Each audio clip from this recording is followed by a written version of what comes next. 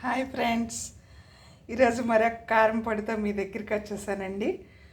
రాత్రి నేను హైదరాబాద్ నుంచి వచ్చాను, మా పాప దగ్గర నుంచి.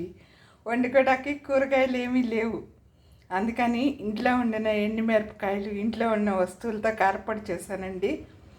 అది ఎలా అంటే మీకు ఫొటోస్ వివరిస్తాను. కొన్ని వేరుశనగ పల్లి పప్పులు తీసుకున్నానండి. అవి నువ్వులు, కరివేపాకు, ఎండి కొబ్బరి ముక్కలు అవన్నీ డ్రైగా ఫ్రై చేసేసానండి.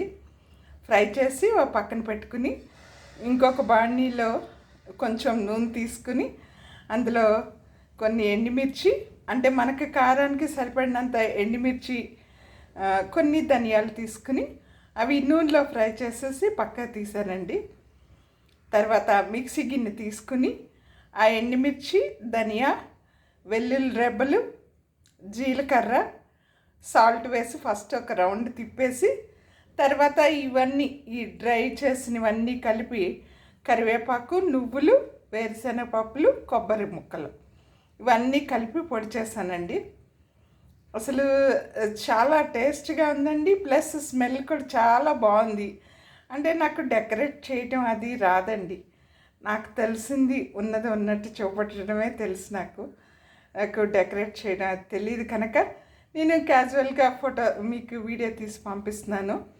అంటే ఫస్ట్ డ్రై చేసినవి ఒక ఫోటో, ప్లస్ ధనియాలు, ఎండుమిర్చి నూనెలో వేపినవి ఒక ఫోటో తీసి పంపించానండి.